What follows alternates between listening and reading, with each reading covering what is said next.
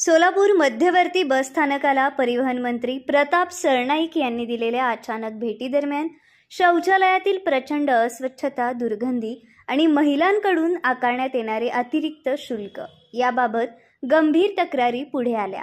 पानपोई परिसरात घाण उघड झाली। संबंधित आगार व्यवस्थापक व वाहतूक नियंत्रण समाधानकारक उत्तरे देऊ न शकल्याने मंत्र्यांनी त्याच्यावर जबाबदारी निश्चित करून कारणे दाखवा नोटीस देण्याचे आदेश दिलेत।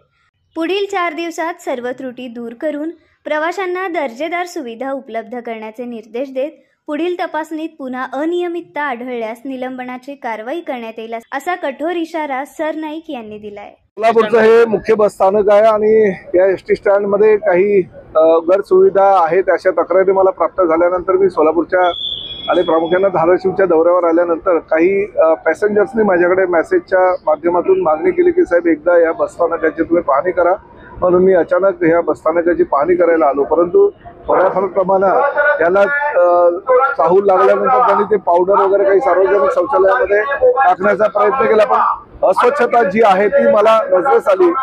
पानपोई आहे त्या ठिकाणी फार अस्वच्छ वातावरण आहे, म्हणजे त्या ठिकाणी लोक हात धुवू शकत नाही, त्या ठिकाणी पाणी काय पिणार अशी दुरावस्था त्या पानपोईची आहे।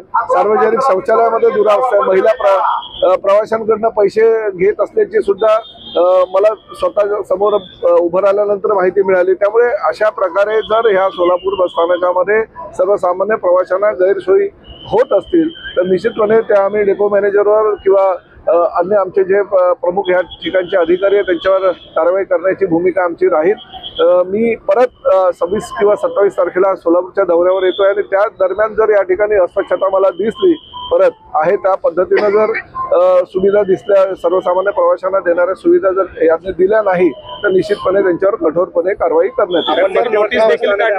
नोटीस काढण्याचे आदेश हो, मी जे संबंधित आहे आताचा जो अस्वच्छताचा प्रकार आहे त्या संबंधित डेपो मॅनेजरला नोटीस काढण्याच्या सूचना मी अधिकाऱ्यांना आमच्या दिलेल्या आहेत। त्यांना नोटीस काढून ताकीद देण्यात येईल।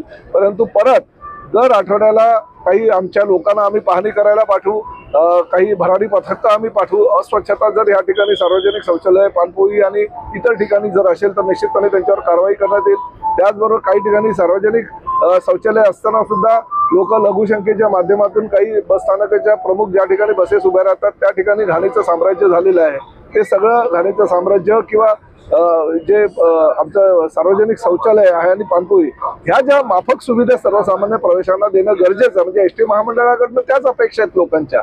त्या जर अपेक्षेला आमचा अधिकारी वर्ग जर उतरू शकला नाही तर निश्चितपणे त्यांच्यावर कारवाई करतात। बार्शी खडकोली बस आहे, खरं तर संध्याकाळी 5 वाजता विद्यार्थी शाळा आणि कॉलेज सुटल्यानंतर जात असतात।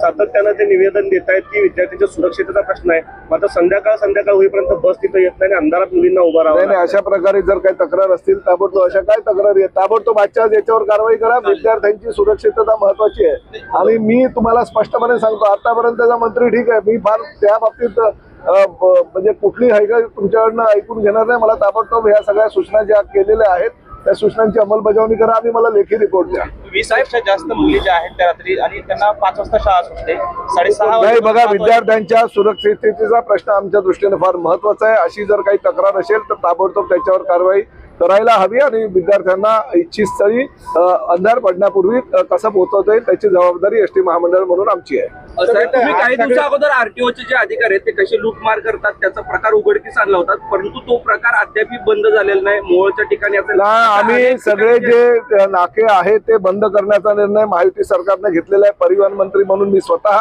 आणि मुख्यमंत्री आदरणीय देवेंद्र फडणवीस यांनी निर्णय घेतलेला आहे।